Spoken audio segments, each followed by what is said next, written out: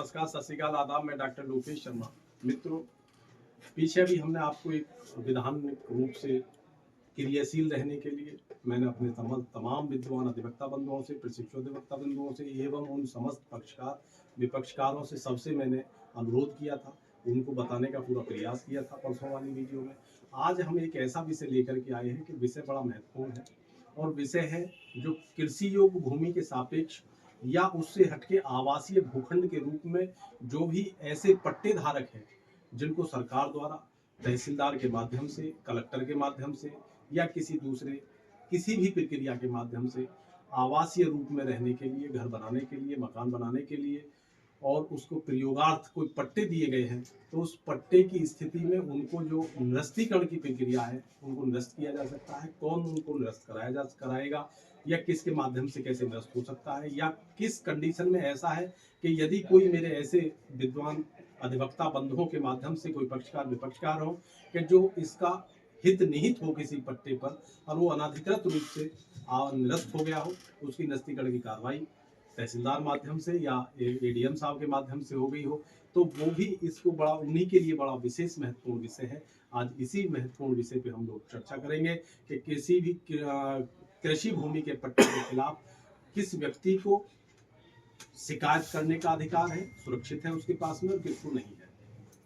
इसी प्रक्रिया में शुरुआत करने से पहले मैं आपको आज जो भी समस्त हमारे लोग मध्य उपस्थित हैं उनसे मैं आपको अवगत करा दूं। हमारे प्रथम पायदान पर बैठे हुए परम आदरणीय सर अतिरिक्त जिला जज साहब श्री बसंत कुमार साहब हैं। बगल में जो लगातार आप लोग देखते रहे हैं महान व्यक्तित्व के धनी परम आदरणीय सर अतिरिक्त जिला जज साहब श्री सीपी सिंह साहब हैं, मुझे लगातार देखते ही रहते हैं। और जो पहले नंबर पे पहले सफ में आके बैठे हैं ये हमारे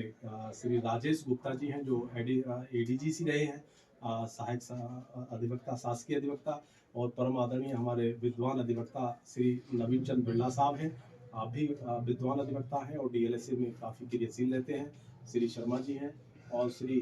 खुर्शीद आलम साहब हैं जो हमारे मध्य में उपस्थित है, और सब लोग जो भी उपस्थित जन हैं और जो हमारे वीडियो को लगातार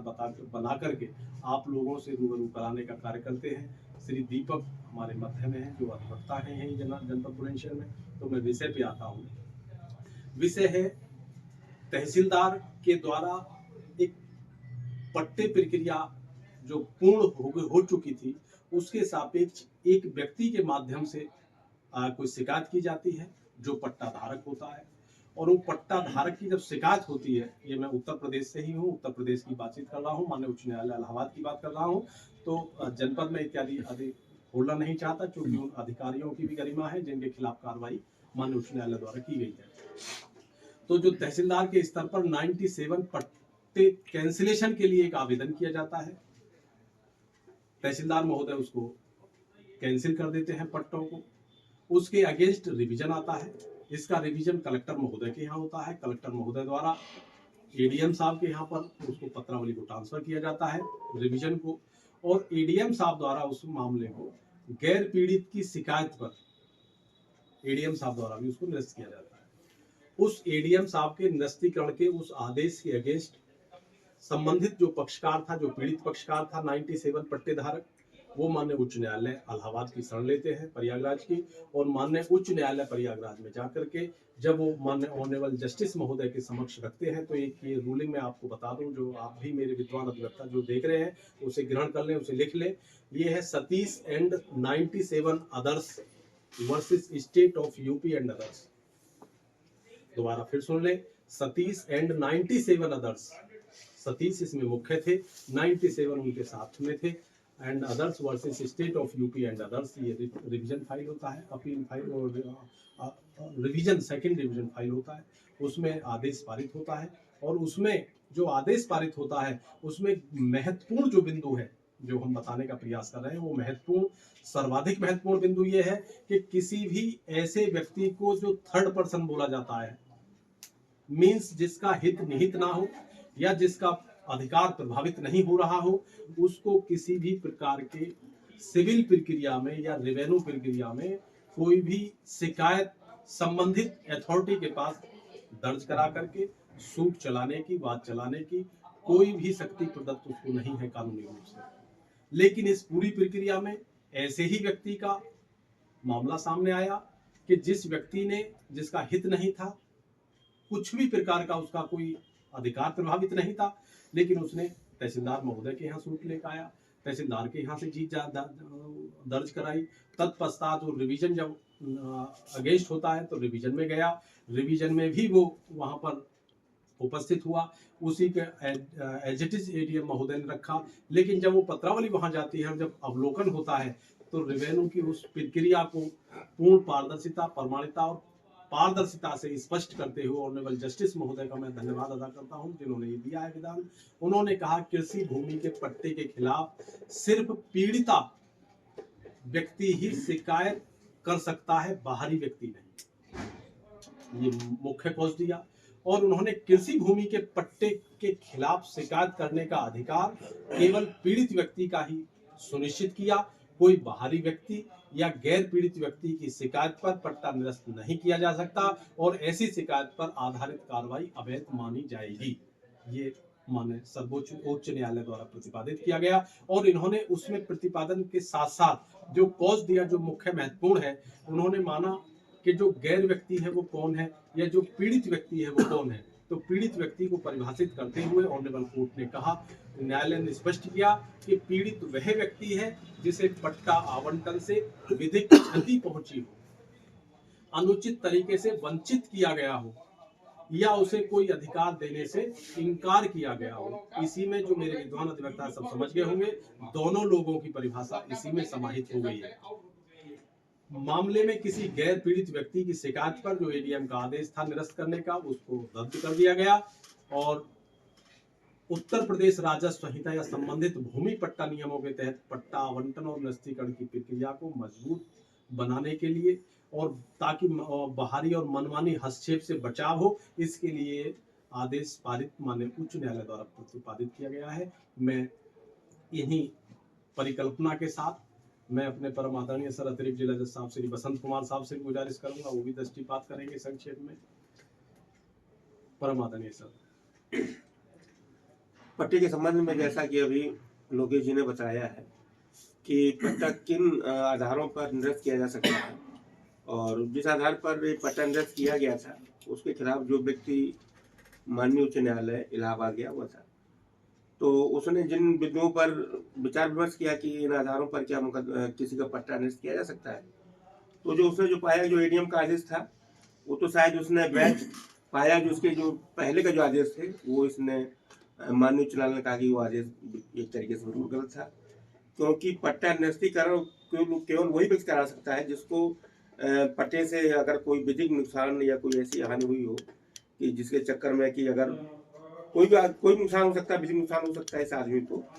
कि हमें ये नुकसान हो रहा है इससे,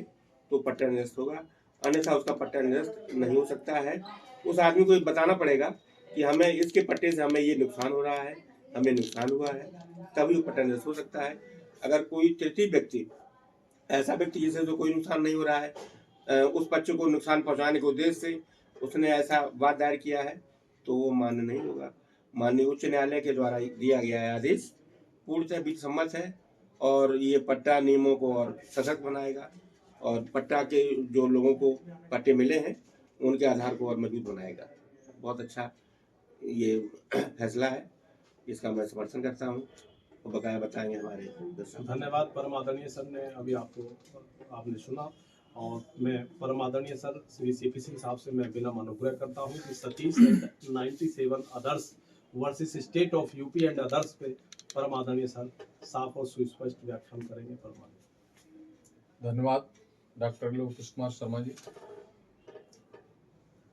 निर्णय ये जो जिन बिंदुओं पे आया है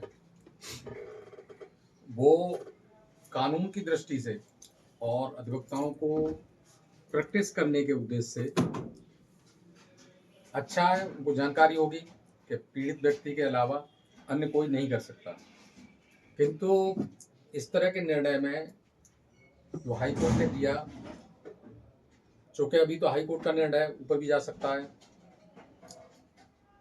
पीड़ित ये कृषि से संबंधित था, एग्रीकल्चर लैंड से संबंधित था। तो एग्रीकल्चर लैंड में जब ये वहाँ तक पहुँचा है तो पुरानी ZLR एक्ट के अंतर्गत ही गया होगा।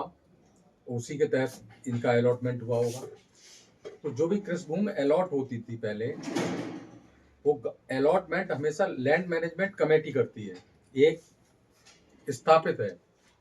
तो जो लैंड मैनेजमेंट कमेटी जो करती है, उसमें ZLR एक्ट में पूरे रूल्स दिए हुए हैं, नियम है, उसके बाद रूल्स हैं। उनमें दिया हुआ है कि जब अलॉट करेंगे तो गांव में किस तरह की प्रक्रिया अपनाई जाती है। तो गांव में प्रक्रिया अपनाई जाती है कि जितने भी वो हुए हैं उसमें सर्वप्रथम ये देखा गया है कि पट्टों में सर्वप्रथम जो लैंडलेस लेबरर हैं, शेड्यूल कास्ट के व्यक्ति हैं, उनको प्रीफरेंस दिया गया। अगर वो सैचुरेटेड हो जाते हैं उस गांव में, उस लैंड मैनेजमेंट कमेटी के अंतर्गत वहां कोई नहीं रहता है, तब फिर दूसरी जातियों को उसमें वो दिया गया है। और अगर कोई ऐसा है कि किसी गांव के व्यक्ति ने या लैंड मैनेजमेंट कमेटी,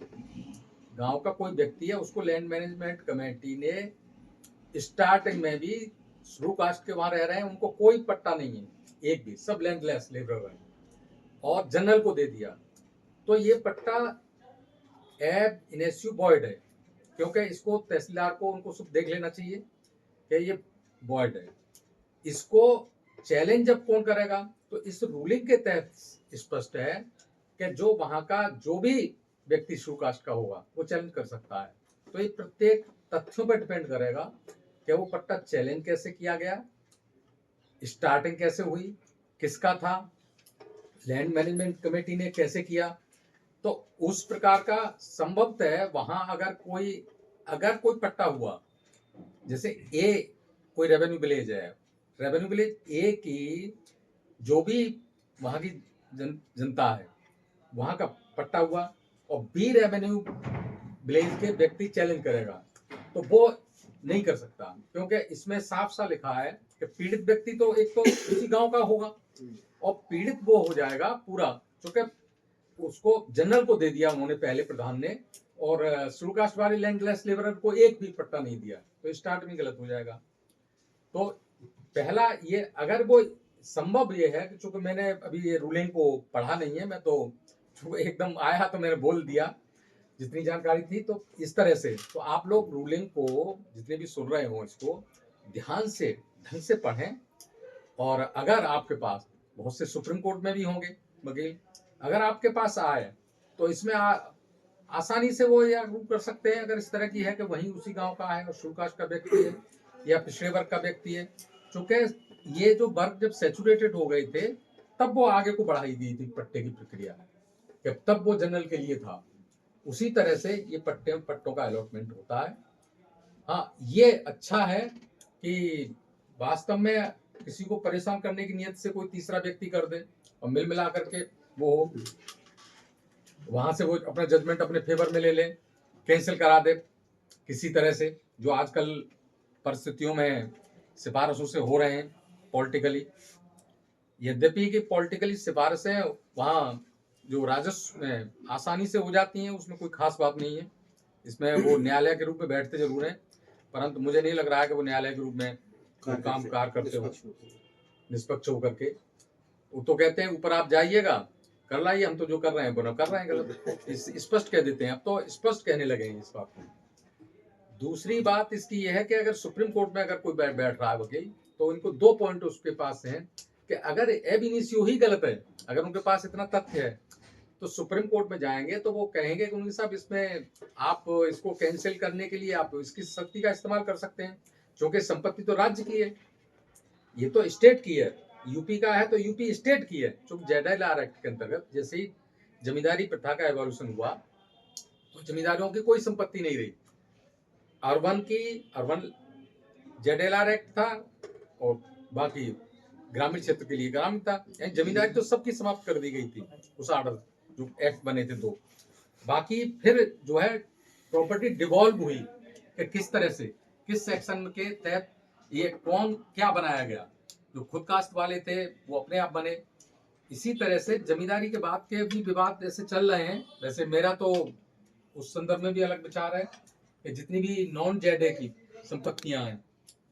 नॉन जेडे की संपत्तियां जो हैं वो ये हैं, नॉन जेडे वो इसलिए लिख दिया गया, ऐसा कोई एक्ट में कहीं नहीं लिखा हुआ है कि नॉन जेडे, वो उन्होंने जो फार्म बनाया उसमें इसलिए लिख दिया कि ऐसी संपत्ति जो डिवॉल्व नहीं हो पाई थी। जमींदारी तो पहले सेक्शन में उसमें इवॉल्व कर दी उन्होंने, जमींदारी हम इनकी समाप्त करते हैं, सभी आ जाते हैं। तो उन्होंने कहा कि इसका चूंकि जो जमीन खाली थी, जैसे कोई पॉन्ड है किसी जमींदारी के उसमें है, अब वो खाली है, किसी ने नहीं लिया, अब पानी बढ़ता है, कीचड़ बढ़ता है या ऊंचा नीचा हो गया, विशेष रूप से बुंदेलखंड में जो रोड साइड की जगह है वो सब नॉन जेडे की कर दी गई हैं। और लोग उसमें अंग्रेजों के समय में भी जो ये जमींदारी आई थी, प्रथा थी, तो इसका इंट्रोडक्शन जो हुआ था वो उनको केवल और केवल राइट ही थे कि वो केवल लगान वसूल कर सकते थे उससे, किसान से, और बीच के एक मध्यस्थ थे, जस्ट लाइक आपको अमीन होता है, इसी तरह की प्रक्रिया थी उनकी। ये लगान वसूल करके सरकार को दे देते थे, बस इतना ही राइट था और इनको कोई राइट नहीं था। अगर राइट होता तो उस खादर का वो खुद अपनी लैंड वो लगान देते, लगान से एग्जेप्ट ऐसे हो जाती थी, वो लिख के दे देते थे डीएम को, कलेक्टर को, कि ये जमीन उठी नहीं क्योंकि खादर सा बनाया हुआ है, बारिश से ऊंची नीची हो गई बहुत, इसे कोई नहीं ले रहा है, तो वो जो है एग्जेप्ट हो जाती थी। तो अब चूंकि अंग्रेजों ने भी जमींदार को केवल और केवल राइट दिया था लगान वसूलने का और अपना कुछ हिस्सा रखने का उस सरकार को, तो कोई एक्ट ऐसा नहीं बना उसके बाद कि जमींदार को पूरी जमीन का मालिक बना दिया गया हो। दूसरी स्थिति कि जमींदारों से तो जमींदारी उनकी एबॉलिश कर दी गई थी, दोबारा से राइट कंफर्म किए गए थे एक सेक्शन से, परंतु पूरे उत्तर प्रदेश में हजारों एकड़ जमीन, हजारों क्या लाखों एकड़ जमीन मैं समझ रहा हूँ कि नॉन जेडीएलआर एक्ट के अंतर्गत जो ली जा रही है वो एक तरह से बिल्कुल सरकार की जमीन पे लोग कब्जा किए हुए बैठे हैं तथाकथित, और यद्यपि ये सब सरकार की जमीनें हैं और पता नहीं कैसे लीगल डिपार्टमेंट उत्तर प्रदेश के किस तरह के हैं कि उसको ध्यान नहीं दे रहे हो। इतनी संपत्ति को बाहर की तो उधार देते हैं कि हम बाहर से इतना मंगा लेंगे उतना मंगा लेंगे, आप अपनी जो पहले के जमींदार थे वो नॉन जेडीएलआर एक्ट की जमीन को कहकर के वो अपने पक्ष में किए हुए हैं, उनसे कुछ नहीं कर पा रहे हैं, उनके बारे में अपने लीगल उससे ओपिनियन तक नहीं लेते हैं। तो मेरा तो ये भी विचार है कि अगर पट्टा इनिशियली कोई एब इनिशियो बॉयड है, यानी कोई नियमों का पालन करके नहीं किया, प्रधान ने अपने हेड पैड पे लिख के दे दिया, वो तो देखने से गलत है, तो उसका राइट ही क्रिएट नहीं हुआ। उसमें उनको डायरेक्शन ये कहें कि नहीं कर सकता है, परंतु एसडीएम इस संदर्भ में देखें, वो रिमांड कर सकते हैं उसको, ऐसा नहीं है। हाईकोर्ट पे इतना तो ऑर्डर है जो वहां जा रहा है कि इसको देखें कि इनका कोई राइट क्रिएट नहीं हो रहा है। बस इसी के साथ, क्योंकि बाकी तो मैं अभी इसको पढ़ नहीं पाया हूँ, पढ़ूंगा मैं, क्योंकि निर्णय कुछ इस तरह का है कि मेरे यहाँ भी इस तरह के हैं केस कुछ मेरे गांव के आसपास जो उसर घूमती हुई, तो मैं भी देखूंगा कि क्या पोजीशन है इसमें। इसी के साथ मैं अपनी वाणी को विराम देता हूँ। जय हिंद, जय भारत। धन्यवाद। अभी परम आदरणीय सर को आप विस्तारित रूप से पूरा सुना आपने, यूपी जेडीएलआर एक्ट, अंग्रेजों के पीरियड का भी, बाद का भी और वर्तमान की स्थिति का भी, तीनों विषयों से आपको पट्टे के साथ साथ विषय के साथ साथ पूरा आपको बोध कराया। इन्हीं कामनाओं के साथ कल पुनः फिर होगी मुलाकात एक नवीन विषय के साथ, तब तक लेते हैं।